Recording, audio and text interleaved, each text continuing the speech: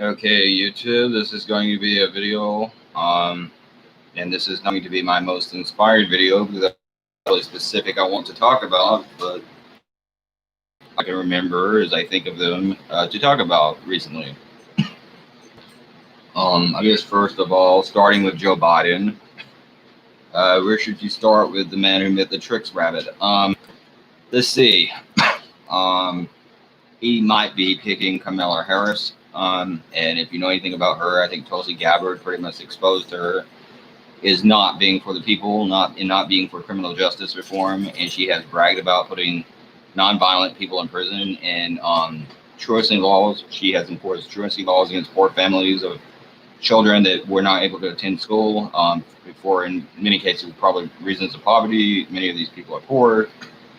And if you know anything about me, I'm not the biggest fan of our current modern education system anyways. I think our modern education system is basically programming of the masses, and it's basically, you're basically competing with other people. And that could be a good thing, except for the fact that you're competing to be the biggest drone or the biggest robot.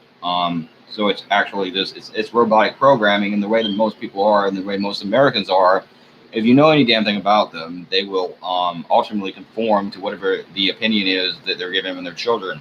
And it's incredibly hard to fucking ever break that fucking programming. So a lot of people, like Charles Manson said, once you get them go, they go, and they go on and go on. So I don't like that. And I don't think if he really is interested in running this country better, that he would pick, of all people, Kamala Harris. Now, on another point, I will say this, regardless of what he does, I will ultimately probably end up voting for him because Trump is now not only Mr. Orange Man, but he's also Mr. Send in the National Guard man to bully protesters. So I don't agree with that, and I don't agree with Trump. So I'll probably vote for Biden anyways, even if he does do something stupid. But if he really was interested in running the country better or more efficiently than Trump is, or Obama did for that matter, or Bush or Clinton or a number of people, then what he would do is, and Bill or Hillary Clinton, then what he would do is he would either pick Tulsi Gabbard, is my choice, or as many problems as I do in some cases have with her, he would pick Elizabeth Warren, who I think Elizabeth Warren could possibly be a better candidate than some, but I would not pick Kamala Harris. Just my fucking choice, personally. And speaking of Trump, by the way, one thing I will say for the man is now they're saying because he wants to go to a rally and then to do something else or some shit, and then he wants to eventually go home to a golf course to play some rounds of golf. The rich man's game, in a game that I don't other than Monopoly, as we're all in, but nevertheless, a game I'll never understand because, like Carlin said, it's about as entertaining as watching two flies fuck. And really, you should just be happy if you can get it in the damn hole and take the damn thing home. But anyways, he wants to do that, and then you still have Democrats, as I have saw on my Twitter page. Now reckless, but when he was hiding in his bunker, he's a coward. Now he's doing all of this shit and saying he's reckless because he the coronavirus or some shit. What do you want? Because you want him being a part of a 6-month-long campaign speech that could probably incite riots and evil of that. So tell me, what do you want? Again, but anyways, he's not me, I mean, I'm good at doing nothing, but he has to do something. So, but anyways, there's that. And there was also something else that Biden said that kind of troubled me today, and that is we can't allow disinformation to harm this election or harm the integrity of our democracy or something to that effect. I don't know what the hell he said, but he basically said that we can't allow disinformation to sway the election. Now, here's the problem. Who in the fuck gets to decide what is disinformation? Because right now, let me remind you, as we speak, there are 3 different major cable news networks in America that are more or less approved by the American news media, so that doesn't count Russia Today, but you can throw them in there too. So let's say 4 major news networks, and one of them is Democratic, one of them is Republican, one of them is supposedly centrist, but honestly Democratic leaning, and the other one is from Russia and saying a lot of stuff, and it's probably more correct in most cases than the shit that we're listening to. And again, by the way, I don't think the truth or real information would lead us to a Cold War with Russia and imaginary moose and squirrel, as the Democrats try to do. But anyways, again, not defending the Republicans, just saying. anyways, call off. I've been doing that for years. The point is, it's also kind of an odd that I have. The point is, things are, you have three different versions of the news if you count news, MSNBC, and CNN. Who has to decide what isn't news? Is any alternative? Alex Jones, who does lie, by the way, and I'm not a huge fan of, but even him, who is to say he's not a real source of the news or real information? Who is to make that judgment call when you allow three different fucking versions of the news in America, and that's not counting Russia Today, and even Al Jazeera, that's another news network. So who's to say what the fucking news is? Other than people with money that can open up networks and promote this shit and get politicians to say that's okay and that's the news and this isn't. Or who's to say my God's bigger than your God? Who's to say that I'm wrong and you're right? Who's to say the information I provide isn't believed just as much as a lot more than the fucking information you're providing? And who gets to make that fucking decision? And who gets to deprive other people of that decision or the ability to hear my fucking opinion? And why? Because I'm broke and poor and stupid and in the middle of nowhere on the internet? Why? Why do you not get to hear me, but you get to hear them? Who makes that call and who makes that right? Anyways, moving on from Biden, Sleepy Joe, the guy who's going to fuck the Democratic Party again because he did Molten Bernie. Let's see. Lady A now. There was a country singer who I have heard of before, and I knew her name was racist because while I haven't heard this term a lot, it has been used before, and it is in reference to pre-Civil War era South, as in having slaves.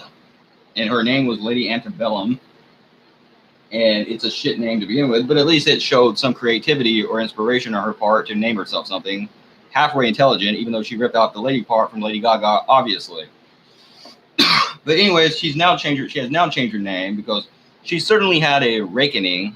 She's a roke now in the past 2 weeks since it's become now controversial to associate yourself with anything Southern.